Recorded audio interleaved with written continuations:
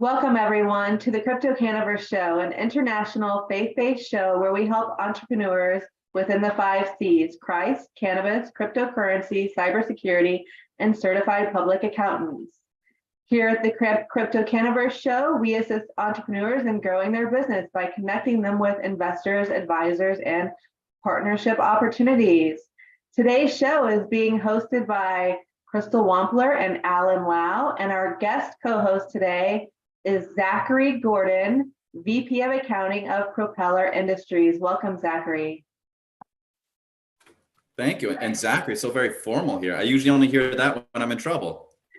Well, we'll go with Zach then. Can you tell us a little bit about Propeller Industries, please? Of course. So Propeller is an outsourced CFO firm. We've been around for about 15 years. Started off in Silicon Valley with a basic thesis of, if you're getting money from a VC or a private investor, they're going to hand you that big check. You probably want a financial adult in the room just to help. If you're the talent, go cook, go do what you're good at. We'll take care of the back office. We'll handle all the financial aspects. And so that central thesis has really just grown over the last decade and a half. Myself, I'm a CPA by trade. I've been practicing for about 16 years. I've had a very non-traditional career, starting off in public accounting, going to private equity, becoming a tech co-founder, going through the whole life cycle of a tech company from formation to sale, and then getting into both crypto and cannabis during that time. So I've been practicing as a CPA, as an advisor, CFO in both industries ever since. Started about 2016 or so. Across multiple states, multiple verticals. It's been a lot of fun ever since. And one interesting thing, if I can do a shameless plug here, we actually just released a white paper that we call the Statement of Digital Assets. And we can definitely get into the accounting nerd side to this, but the central idea is just US GAAP is very inconsistent in how it addresses digital assets. So we got together some pretty brilliant minds from all across the industry, from multiple different perspectives, to come up with what the right answer is to actually try to come up with a consistent financial picture. So if you guys want to check it out, sodafinance.xyz, check out the white paper. Let us know what you think. Wonderful. Thank you. And Zach, put it into the chat so everyone can have access. Thank you. Good call. Thank you. Wonderful. And also please post on LinkedIn. That would be fantastic. Yes.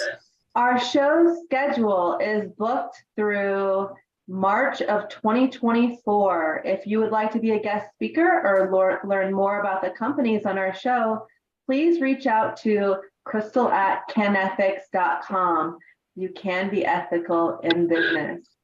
Today's show is being live broadcasted across multiple platforms, including LinkedIn, Facebook, TikTok, and YouTube. Our strategic network includes business owners, Web3 launchpads, VCs, family offices, blockchain and crypto hedge funds, high net worth CPAs, attorneys, investors, and angel investors.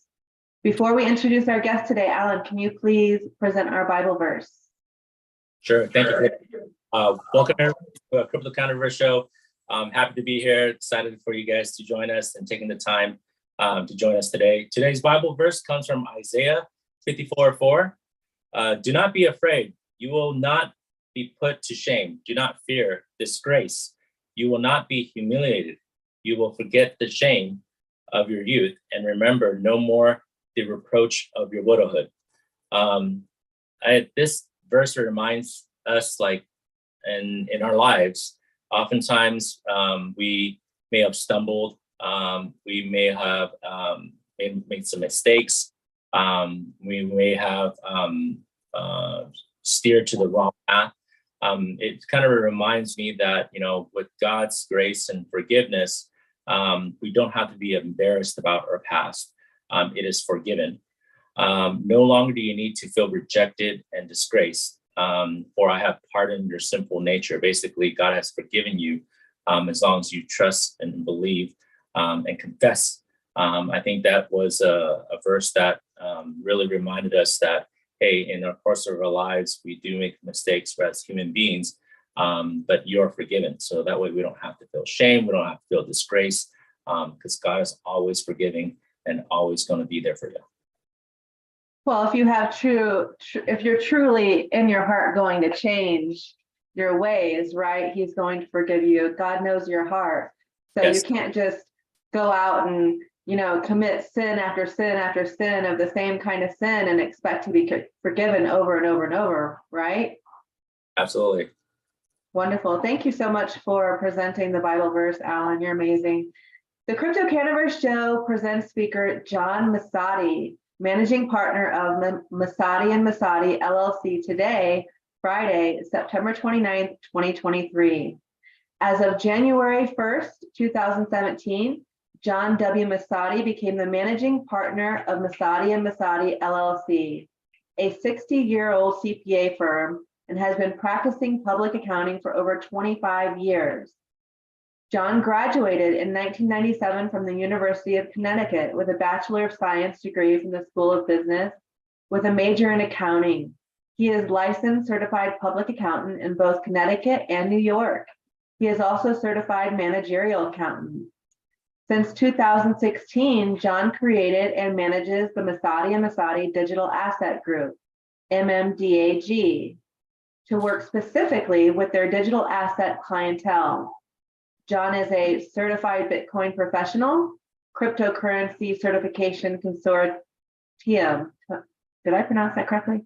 Certified blockchain expert and certified blockchain accounting professional. John is also the co-founder of M&M Blockchain Academy, MMBA, an affiliate of Masotti Masotti.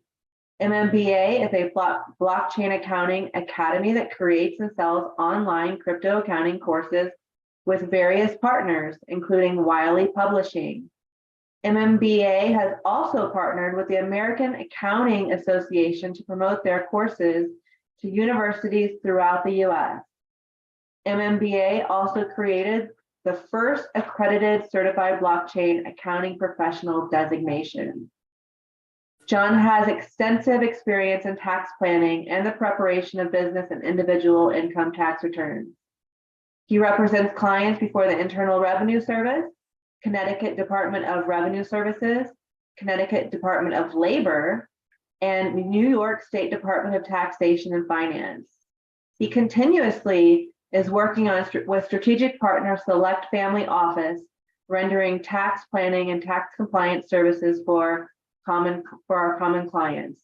John is a licensed CPA and CMA, making him uniquely qualified when consulting with business clients on various tax and managerial accounting issues.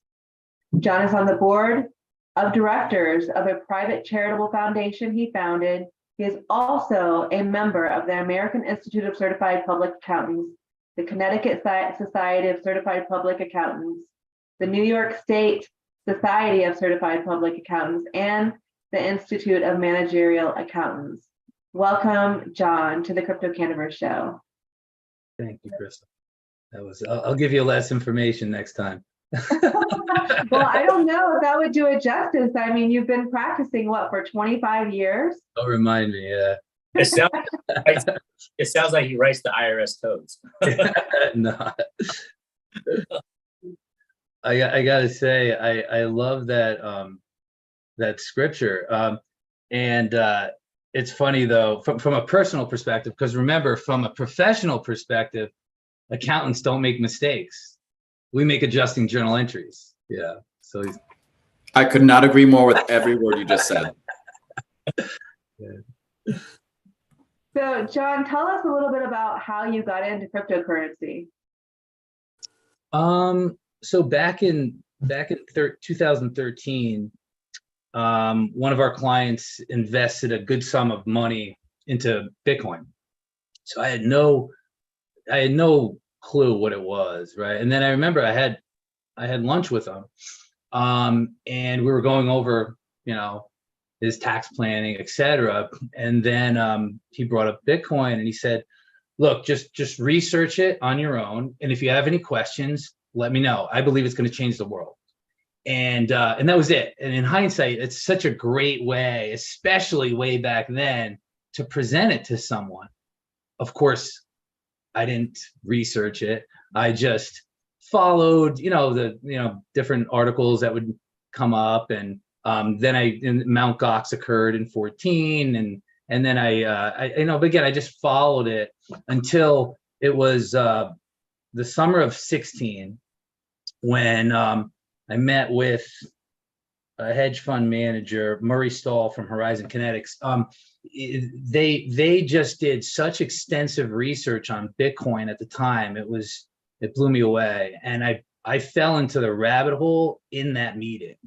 And then it was really about Bitcoin at that time, and then Ethereum within a few weeks. I started thinking about that, and then started to think about the impact that would have on the accounting profession. So I ended up getting a group of like-minded people together, accountants and lawyers, and we just started exploring different things. And I really wanted to get involved from investing, transacting, building, mining, and so then we almost set up a mining operation in Norway in 2017. That's a really interesting story, but I'll keep it short. And ultimately, it didn't work out. But our partner picked the short straw, and he went to Norway for 3 days for the final due diligence. But then our software partner couldn't really, do what they said they were going to do. They said they were going to build next generation chips that were going to be 20 times faster. I think it was the M9 or S9s at the time. And so they just couldn't do it. And so that was the only way I would have done something like that, is if we can really have an edge in the market. And we had some of the cheapest electricity prices, in the world. But that's not enough for me. It had to be a real edge, especially on the chip side. But that didn't work out. But it was just such an incredible experience, incredible learning experience. And then a client really wanted us to assist with building a blockchain-based rewards platform. So kind of pulled those like-minded people together, and then we put a venture together. We just handled the accounting for that venture once we kind of brought everyone together. But we did build a platform. We actually we were just granted a patent for that, for a blockchain-based payment method, which included delivering value via sound and other methods. It was really interesting venture. Again, we handled all the accounting for that. And then we did a couple of things. We got involved a little bit with migrating land records, building department records specifically onto a blockchain, and got involved a little in the grocer sector. But then it's really, we do two things. We do my firm, Masotti Masotti. We do crypto accounting, right, for individuals and businesses. For the individuals or traders or investors, family offices and other clients, that have partnerships and investment partnerships, and then also for crypto businesses and projects. Some are pure crypto, some are hybrid, or traditional companies that are just accepting payments in crypto, making payments in crypto, managing their treasury in crypto. We work with several, Gilded, Bitwave. Those are some of the Gilded was just acquired by Bitwave, and Integral is another one. We work with those partners, and then we also work with other platforms on the individual side, like cointracking.info. Now, there's many others out there, but those are just the ones that we're very comfortable with, and so, and then the second thing we do, right, besides the crypto accounting for our clients, is we educate on that same subject matter. I tell everyone, the more I learn, the more I realize how little I know in this space. It's crazy how it evolves, and there's so much information out there. So what we did is we created these courses. One was like the first course is Introduction to Blockchain and Triple Entry Accounting. The second course is Tokenization of Assets, the impact on a balance sheet. Third course is all taxation of digital assets. And the fourth course is the overall impact blockchain will have on the accounting profession. And then we created with Foundational Technology Institute, they accredited this. It's a certified blockchain accounting professional designation. It's the first accredited designation on the market. We work with Wiley And we sell those courses to other CPA firms that are and those are CPE qualified courses. And then we have non-CPE qualified courses that we sell to the universities. So it's just great because everything that we're doing advanced courses now too, and it's all the stuff that we learn and every day, and we're going through with our clients, and we're translating that into content.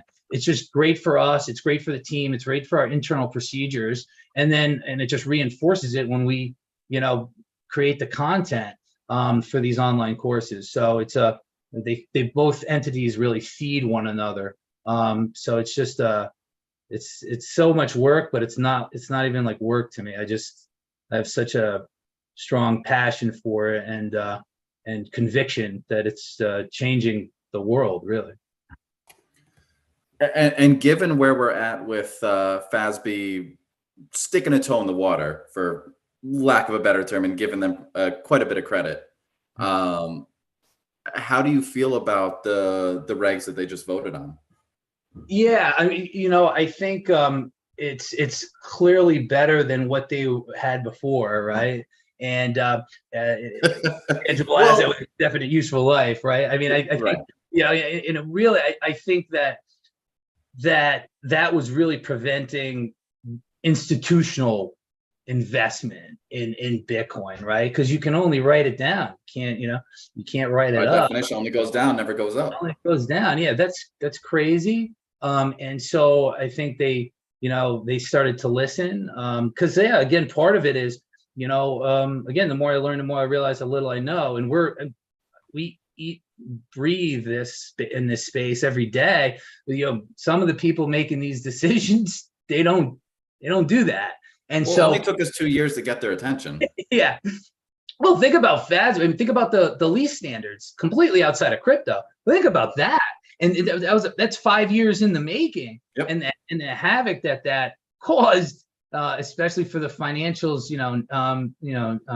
today, for 2022, it's crazy. So if it took them 5 years to address that, crypto is way more. And one of the things that I hope we touch on is just like to me, it's more about the underlying plumbing. Like, how's this going to change accounting? Well, how's it not? Right? It's a whole new payment infrastructure, right? So to me, it's about the core, like, bookkeeping, right? What about that? Like, that's critical, because there's no more bank statements, right? That you're not tying these transactions back to bank statements, you're tying back to complex networks, right? And through blockchain explorers. So, and most accountants don't really know what that is. And so what we like to do, I'll just say this, is an analogy where we say to the professors that accounting students are being taught today as if they're mechanics, right? And they're being taught how to navigate through an internal combustion engine. That's imperative. They need to know that, right? But what happens when a customer drops off an electric car to that mechanic? That's such a good analogy. There's no engine, right? So there's nothing to navigate through. They don't know. And we compare that electric car with no engine to blockchain explorers, right? I mean, nodes of these complex networks, and so it's a whole new world, and that's a huge. And then all the tokenization that's happening, all of the NFTs, all the big companies that are involved, and the more adoption is on its way, and then just tokenization in general. Those are assets that are represented by the digital representation of a token. And so where are those tokens going to be found? Where are they going to reside? On distributed ledgers, right? And so those are electric cars, and the students don't even have any. Our courses are introductory level. It's what they were meant to do. They're meant to guide each student into the rabbit hole. That's why that was the intention in all that content, was just to bring them into the rabbit hole and then just let them explore it. Well, and that's such a good point, and I think it also hits on one of the other areas here where people aren't exactly lining up to be CPAs right now, especially. If you have a choice to go work for Google, Amazon, Facebook, etc., or going to public accounting, yeah, we're having a tough time getting people to make that decision. I mean, CPA enrollment's down 19%, I think it was. Average age of a CPA is 57. It's not a fantastic landscape at the moment for recruitment, but between things like crypto, cannabis, some of these more fun and interesting industries, and to you, I think the presentation you're talking about, if you can present it in such a way where it's this opportunity, you're not just sitting in a back room working in Excel, but this is something new and exciting without necessarily that roadmap that exists. Like, that's really interesting. Agreed, 100%. And that's what we tell the professors, and that's why we try to add it to. I'm not trying to sell the courses here. We tell them, just integrate it to your accounting 101 course, right? Because then it's obviously better for us because we have a bigger pool of people. You don't need to be an accounting major. You could be anyone that's in the school business is going to take the introduction to accounting course. Have it be part of that, because maybe you'll pull in a few of those kids that want to become finance majors instead. Yep. They'll major in accounting and or whatever else they're going to major or in. Computer science or data analytics, exactly. or fill in the blank. Exactly. You almost have to have that background as well to be successful now. But agreed. I don't know. Anytime I've done any sort of recruiting, it's it's been along that lines. Like, they all have it. Maybe it's a minor, maybe it's just a casual interest, but grabbing them from that aspect is really, really smart.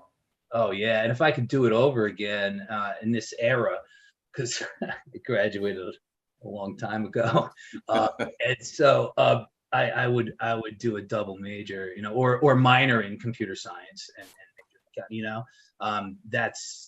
that's the future, So, yeah. Well, so how do you think that crypto is changing accounting as a profession? Well, I think for one, it's not changing it yet, but it will ultimately have a profound impact on it, right? And that's why we're so obsessed with it's a mission that we have to spread awareness, because when you go back to what we were talking about a few minutes ago, when you have this mass adoption, which is happening, right? All the Fortune 500 companies that are involved in NFTs, and wait until the next bull, right? And as we all know, that's on its way. And wait till the ETF approvals, and you got a lot of the hype, and it's a cyclical thing. So we're going to have a lot more adoption. What about the CBDCs? 90% of the central banks throughout the world are looking into this. And so as that adoption, I know Alan has his hand up. So as adoption rises, right, you're going to have more electric cars on the road. So how is that not going to, radically change the accounting profession in a sense that from the way that they're being taught today, right? It's not even in the curriculums. Would you be able to rewind a little bit and go over triple entry accounting? Because I know it's actually fairly new. Well, I'd love to. And look, I always start out by saying there's a few ways of explaining it, right? And what we've worked hard on is trying to strip that down to a real basic explanation. So say, for example, I'm going to send Zach $5,000 for consulting, right? So traditionally, right, in the traditional payment rails, I have my ledger and Zach has his, right? I'm going to send him $5,000. I'm going to credit my cash, debit consulting. I'm going to credit cash, $5,000, debit consulting expense. I'll throw my wallet address into the chat. Don't worry. Yeah, exactly. And then he's going to, on his ledger, debit his cash and credit his consulting income, cash basis. And then he's going to reconcile his cash with his financial institution. And I'm going to do the same with mine. And at that point, my ledger, my books are reconciled. At that point, his books are reconciled. Now, if we were to transact on a blockchain-based, payment method, then I'm going to send Zach $5,000, let's say, of Bitcoin, right? So on that shared ledger now I don't have my ledger and he doesn't have it. We share a ledger. I get the credit for 5,000. He gets a debit for 5,000. The third entry, the triple entry, is a cryptographic timestamp on a blockchain. At that point in time, right, in real time, when that triple entry occurs, our ledger is reconciled, right? We just bypassed, the entire, my financial institution and his financial institution was just disintermediated, right? And in that particular example, they were an unnecessary intermediary. Believe it or not, like the bank was an unnecessary intermediary. That's mind-blowing within itself. The fact that that was a peer-to-peer transaction, a lot of people don't fully grasp that outside of the space. That's revolutionary. And so that's how we describe, triple entry accounting. Now, in reality, as Zach knows, that's at the core level of the transaction. Well, what do we have to do as accountants? Well, first we have to, especially if they're on a crypto accounting software, you have the crypto accounting software that pulls from the explorers, right? The explorers are pulling from the nodes. The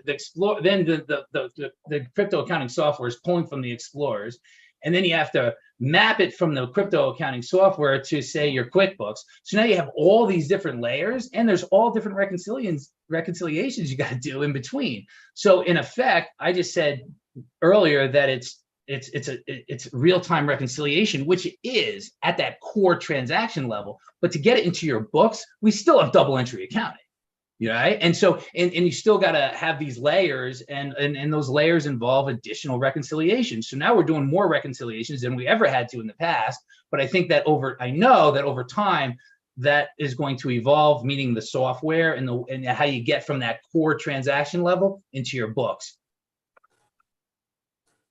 Hi, can I chime in here? This is iBot Max. Sure. How you doing? Hey, so on your accounting entries, this might be too far in advance. Are y'all dealing with escrowed cryptos right now? And how would you deal with cryptos that are escrowed? I mean, I know you might want to make a parallel to a real estate transaction, but I might be getting into some projects on the XRPL with escrowed cryptos. Well, I would have it in, there's certainly a multi-sig component to that, that you need to have in place for an escrow account. And in terms of, so what exactly, are you asking in terms of, how to? I'd be creating a smart contract that has we put cryptos in escrow until the contract is fulfilled. Okay. Yep. Yeah. So yeah, I mean, just from a high level, right?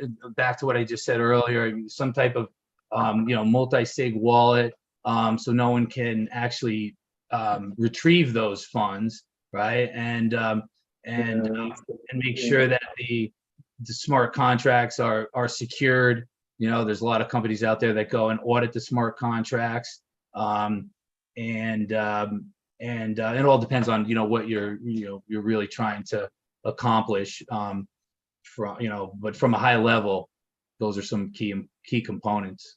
Well, and you, John, you might want to just for the crowd, just maybe get into what a smart contract is and just some of the, how do I put it, the gray area from an accounting perspective of a smart contract. Yeah. So think of it as like, again, I try to just keep things in very simple terms, So, we have a snack, vending machine in our building, right? So that's and everybody's used a vending machine, right? And so, so what do you do when you transact there, right? You're gonna put in the dollar, right? And then you want to grab, Doritos, right? And then that's going to be B6. So you punch in B6, right? And then in return for your dollar, there's 37 options there, but one of them is the Doritos, and that's B6. And then when you hit, push the button for B6, your Doritos come out, right? And so in effect, it's really smart. It's kind of like, those are the basics of a smart contract, right? So there's conditions that need to be met, and there's compensation in that particular case, right? On Ethereum, there's the transaction, there needs to be gas, otherwise it won't, the transaction will not be fulfilled. So you always have to have that gas there. But in simple terms, it's really, that's really what it is from a and then just translate that from into programming, right? And so it's so in your example then with the escrowed funds, so at some point that once certain terms are met, then those escrowed funds will be released to a particular party or parties, right? And so that event needs to then occur and trigger that smart contract to release those funds, And I would just say that I don't know if everyone gets the vending machine, B6, all that, and also what a physical dollar is, but that's another story. Yeah. Well, but I think that might be the most plain, like that might be the best analogy I think I've heard in a while anyway on a smart contract. And then just the accounting aspects, given that it is a bit of a gray area, just no one wants to touch these sort of technical definitions, and at least not yet. Yeah, I mean, so from an accounting perspective, it just comes down to if funds are placed in an escrow account, and then that would be the same accounting treatment, right? So you always just kind of try to take the facts and circumstances, apply it to traditional transactions, right? And then ultimately when and technically you're going to have much less, if at all, fraudulent activity, right? Because somebody else, how often do lawyers, I mean, I gotta say, the when lawyers run afoul, they do something, they go to jail sometimes for, and in the majority of the times it's related to the escrow, right? It's related to their trustee account, right? So they have all this money coming in from all these different clients, right, for closings and stuff, and some of them just they need the cash, they're like, oh, I'll put it back next week, and they don't do that, and then and they go to jail, like, and it's amazing. I can count. And I'm sure Clayton can confirm this as well, but we had a client that one of their admins accidentally paid a $15.72 invoice from the 𝐂𝐬𝐸 account, and they had to self-report to the bar. They had to go through all these machinations because you don't touch the money if you're a lawyer. You never ever touch the money, even by accident. And it's if a lawyer, it happens often, and so but this would prevent that from occurring, right? Yep. And so I think that's a great example where this technology will not make that possible, when it's just so, it's their account. They could go in and play around with that. I mean, they're taking huge risks, but there's really no barriers in place you can have internal policies and procedures and things like that, but a smart contract is walled off, right? And the only people that can actually either that event actually occurs that would trigger those funds being released, or and then you have your private key. You're signing off via your private key, and so there's real guardrails in place that that otherwise wouldn't be, and that haven't been up until this technology, really. Now we just need broader adoption, and education goes a really long way on that. So let me ask an interesting follow-up question. Sorry, guys, to keep jumping in here. So given how deep into education you are, how do you translate what can be some very complex ideas, regs, and just, a reality, frankly, into something that's digestible for, using lawyers as an example, who may not always be that comfortable in this type of space? But you could put other CPAs, you could put other professionals on there as well. Yeah, so we spend it took a couple years to put that content together, to be honest, because we had to keep stripping it down, rebuilding it, stripping it down, rebuilding it to simplify it. And again, they're really introductory courses to get people to fall into that rabbit hole and learn more, want to learn more. And it was a huge challenge, Now on the we started them back in like late 19, but we ended up so we had the guidance of from 14 and 19 on the tax side, because one of the modules, is just the third course is just taxation, and based on that guidance at the time. So we really spent time kind of stripping it down and dumbing it down, really, just so that it's easy to just consume. And then we do have we talk a little bit about digital estates, right? Because for lawyers, I mean, it's a huge opportunity for us all.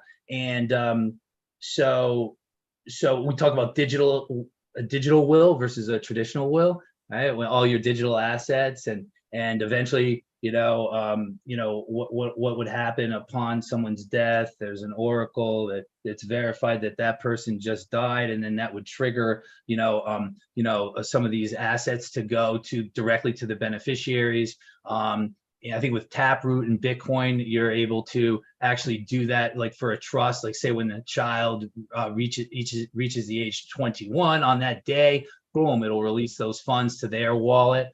So there's things like that are very thought-provoking. I'm sorry, someone had their hand up earlier.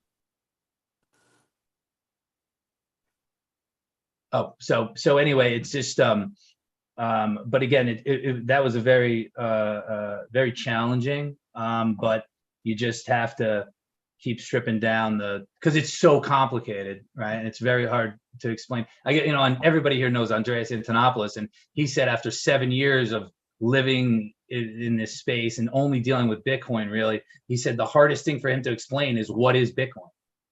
And that's, that's coming from Andreas Antonopoulos. It's, well, to be fair, I still get that question every Thanksgiving. So yeah, exactly. Well, and you hit on the subject of tax. How do you think blockchain can be useful from a tax perspective? Whether instantaneous submissions, verifications, etc. Just what's your thought on that front? Yeah. So if you think of going to say I was going to go across the street to a variety store and I'm going to buy $100 of goods and then they charge me $7 sales tax here in Connecticut, so it's $107. So then I transfer the $107 to the merchant, and $100 of that, the $100 is the merchant's. That $7 is really going to get remitted to the state of Connecticut, say at the end of the month.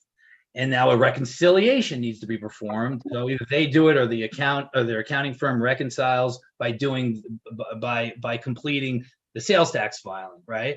and then they'll remit that $7 to the state. Now, if you were to just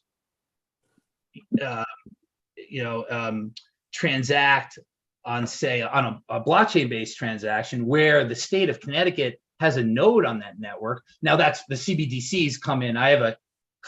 CBDCs are a double-edged sword. I have an issue. I was with gonna say no controversy there whatsoever. Yeah, exactly. CBDCs are a double-edged sword, so I don't really want to get into that. I do have huge issues with the privacy of it, but if you, let's just explain it this way. So say the state of Connecticut had a node on the network.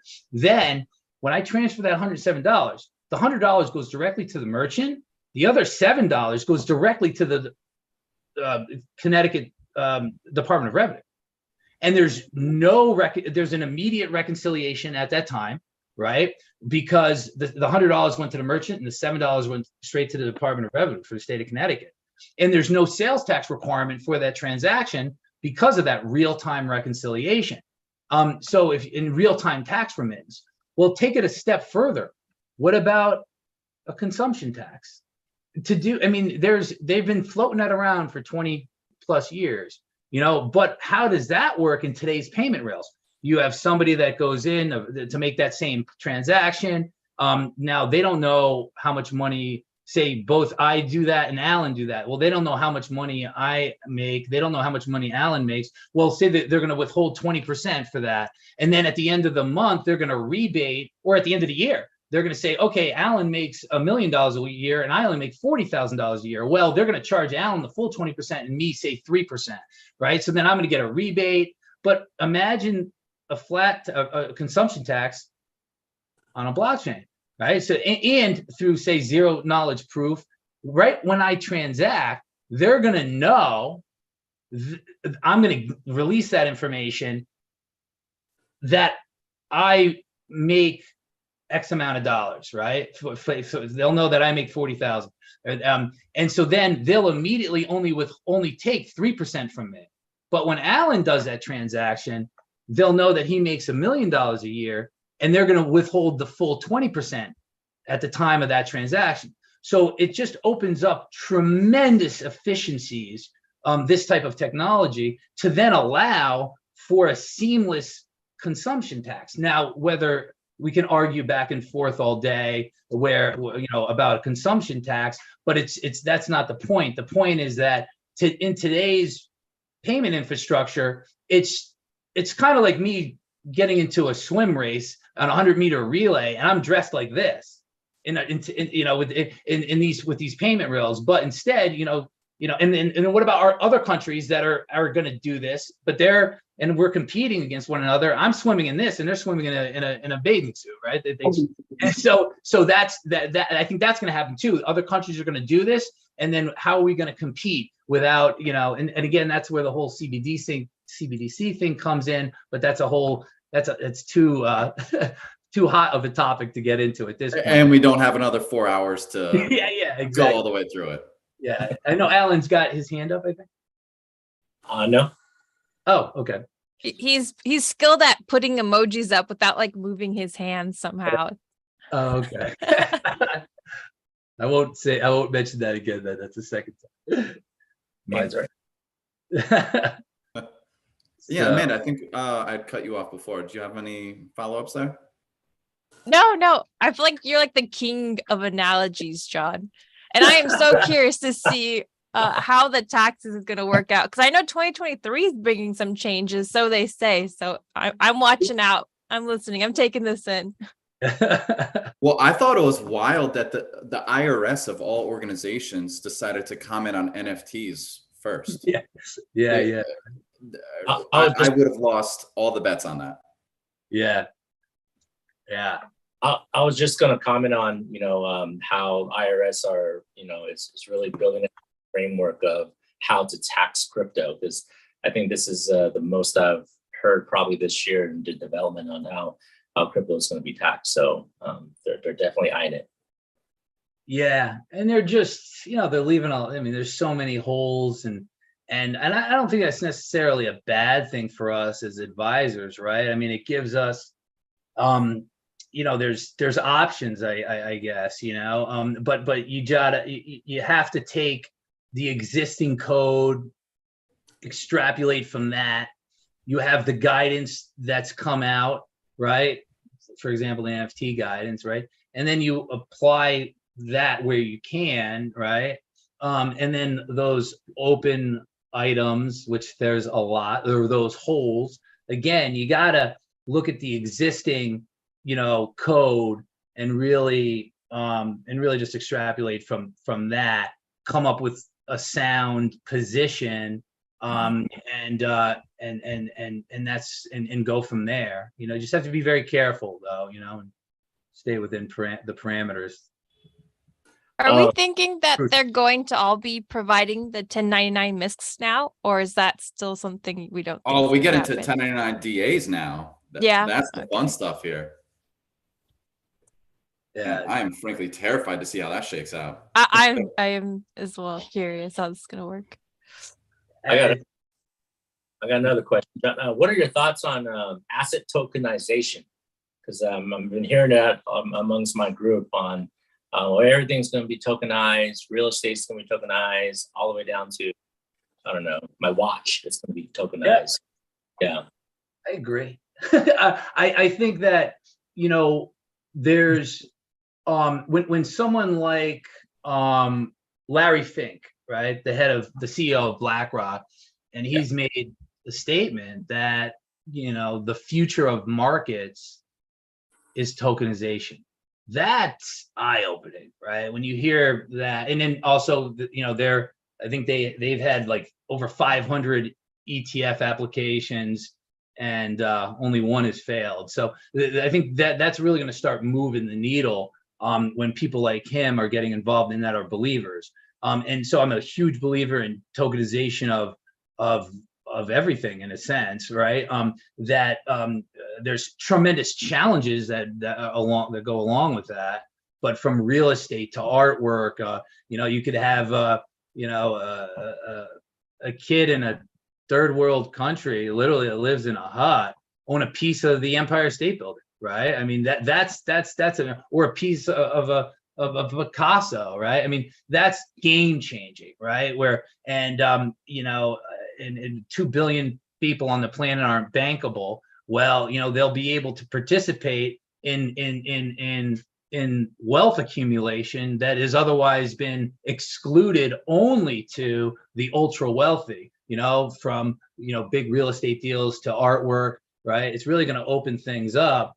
But I think it's going to open up, I think a multi-billion-dollar market is certifying those assets. So, right, and I think there's like what do I call it? Oh, the migration period, right? So say as you migrate these assets over to and become tokenized and migrate assets onto a blockchain, well, the existing assets of today, right, they got to be migrated over, and they're not being issued on a blockchain. So for example, say a kid graduates from UConn and say sometime in the future that diploma is issued on a blockchain. Okay, basically minimal fraud could ever occur there. But what happens when you pull my diploma on there, or other people's diplomas prior to that? All right, and so that's going to be the migration period. You're going to be pulling in all this older assets and onboarding them. Well, then those diplomas need to be certified. How do you know that that's a valid, legitimate diploma that you're onboarding, right? And I think that comes from a deed for a home, and there's a lot of fraud that occurs there today, right? So how do you know that that's a true deed, right? And a valid deed. And so that could be an incredible opportunity for accountants to get involved in that on a consulting basis. And I think that if we don't do it, someone else will, because it's going to be I think a multi-billion-dollar industry. Just certification of assets as part of the onboarding process, because I think that's the biggest area of fraud, or the biggest risk of fraud would occur at that particular stage of tokenization, during this migration period. So I just wanted to jump in for a second. I know that some of the wrap ups that I saw and heard from our team going to Singapore for Token 2049 and East Singapore was they were talking about how the major narratives, well, they firstly said that it didn't seem like a bear market at all in Asia, firstly, but everybody was really excited and it was very busy. One of the they were saying that the major narratives that people were talking about going into the next bull market were a lot of people were talking about regulations, AI, but RWA. So we're talking about, you know, real world assets. And so I'm really, really excited about RWA. I'm working with an organization called Bonfire, which is they're doing tokenized real estate in the United States. They have someone working with them that was in the board for on the SEC for the crypto laws in the United States, and they got put on hold big time right when FTX happened, and they had to go silent for about 6 months to figure out how they were going to navigate the new laws because everything basically changed for them. And then also I just got into a recent project as well too that is basically I've invested in tokenized mining in Paraguay. So it's like basically I hold, you know, these NFTs and they're basically just a tokenized asset in regards to the owning hash rates for the total farm, the total Bitcoin and mining farm. So I appreciate being able to have fractionalized investments in things that actually represent real world utility in comparison to what, for the most part, 95% of the NFT market is represented. I think the technology is amazing, but those are the ways that it's going to be used in the future. And we're going to see this more and more with RWA, 100%. Yeah. Yeah. Agreed. What are our hash rates? So basically just like the energy cost for mining Bitcoin. So basically like the reference to Paraguay is it's the country in the world that has the cheapest energy. They have the second largest, I think that like the second largest waterfall and dam in the world. And so currently they're going through this situation in South America where Brazil built this facility for them, like I think 30 years ago. And so, for example, like I think you can't quote me on all this, but I think like the energy cost, like say for example in Canada, is like $7, you know, for a hash rate or for a gigawatt or something. I don't know the exact amount, but let's just say it's like $7. But there, it's like something like 7 cents in Paraguay. It's very, very affordable. But what's happening is when Brazil built it for them, they put them under contract saying that they would have to sell any of their excess energy for 0.007 cents. So like next to nothing. So basically there's a lot of people starting to go to Paraguay now to develop business around energy so that Paraguay, because they want to sell as much energy within their own country as possible. So there's a lot of people that are going there and setting up facilities and you know, Bitcoin mining, and a lot of it's renewable based as well too. So yeah, it's pretty cool. I'm really interested in those aspects of things because as much as I love to invest in different things, I like to actually see the use case between, you know, the IRL world and some of these digital assets. Well, and you hit on one other key aspect here, which is the environmental impact. Especially within the US, many states, New York included, has sort of put the hammer down on utilizing non-renewable energy for mining purposes. So that's, you know, that's a really, really good mission to have, and also a pretty practical one as well. Yeah, there was a piece of information that just went around, I think a couple of weeks ago, that we're now at over 50% renewable energy for Bitcoin mining now. So there's been a massive push over the past couple of years for that to not be an excuse at all as a part of the argument of not to adopt cryptocurrency and Bitcoin specifically, but also any type of blockchain technology. Yeah, you know what else they're doing too, and then especially, for example, in the Permian Basin, in the U.S., there's all this methane that's being released, and they just burn it off. I mean, that's got to be one of the worst things for the environment. But instead, you know, and I think Texas Pacific Land Trust just did a deal, I think, with somebody where they come in and they capture that methane, right, and they use that energy to mine Bitcoin, right? So it's I think it's fascinating how that's going to evolve. because of Bitcoin, right? So Bitcoin's going to find it's innovating. It's innovating that energy sector, and that's because of Bitcoin. So like you said, it's over 50% right now with renewable, and I think that's only going to get higher and higher, and really be a catalyst for innovation in the renewable energy sector, which is one other thing. You hear about all the negative stuff out there about the energy consumption, but there's also a positive spin to it, or a positive reality to it as well. So yeah, like with new technology, you're going to make sure to develop it in a way where there's no excuse not to adopt it for the right reasons, because there's always going to be, adversarialness towards it. And so that's been the main one, has been the energy consumption basis.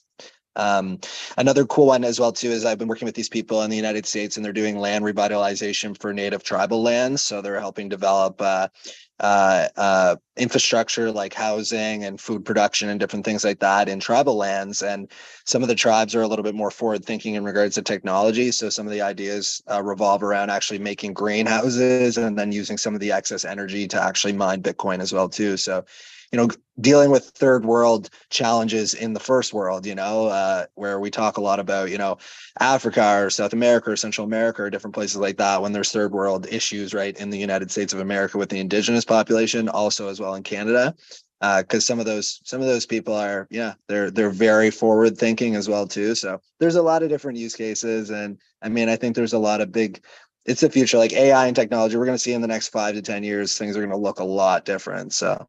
But thanks for listening, guys. Can I throw a quick question in there at the end? Crystal, is there time for that? Yes, go ahead, Anthony. Have you all been tracking or following Delton Chen or Kim Stanley Robinson's sci-fi novel, The Ministry of the Future? Have you been tracking that at all? So it's basically, this book was written in 2020, which was inspired by an academic paper. And in this book, it outlines where central banks from all around the world get together, and those central banks create a carbon coin, which is sort of like a monetary policy-based solution for the climate crisis. So it's the same mechanics as how like quantitative easing would work, except turning that around and creating that incentive for people to buy these carbon coins. Which carbon coins, of course, are given when companies, do things to impact the environment positively. So anyway, I thought that was really interesting, the idea of tokenizing incentives for removing carbon from the atmosphere, and that it could be single-handedly deployed by central banks.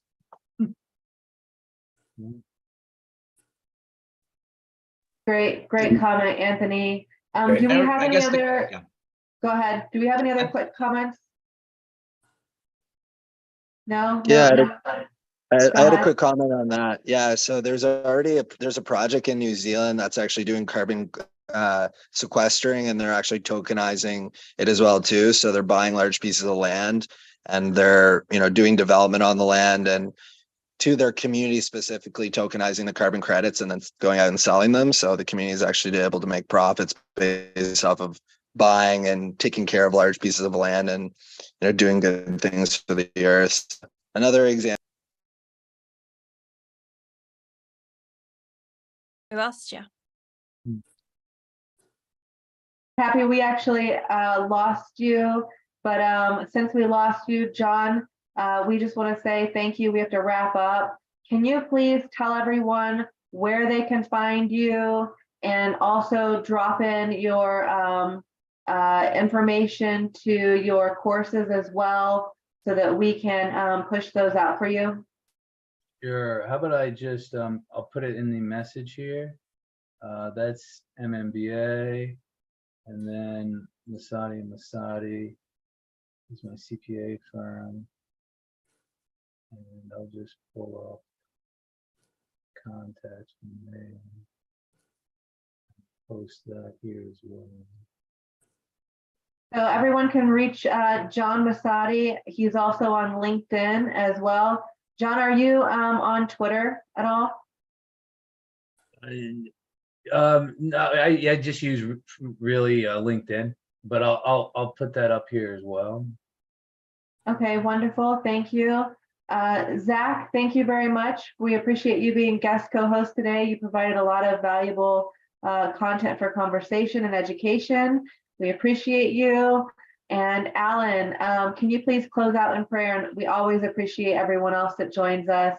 We appreciate your you coming and giving great valuable questions and information. Alan, go ahead and wrap up, please. Okay, let's all bow and bow our heads and pray. Heavenly Father, Lord, thank you so much for another week of our CryptoCannaVerse show. We really appreciate the speakers that came on, John, and also our co-host, Zach, to give us an insight and diving into how cryptocurrency is being taxed, the advancements in, what the future would look like. God, I know you put the right people, right place, the right time for us to learn from each other, to inspire each other, to help each other grow. Lord, just continue to be in our midst and lead us with your Holy Spirit among us, knowing that with all due time, you will do great things and everyone has a great plan ahead of us. So continue to protect our group here, lead the way, and continue to bless each one of us as we continue our weekend. In Christ's name we pray. Amen. Amen. Thank you, everyone.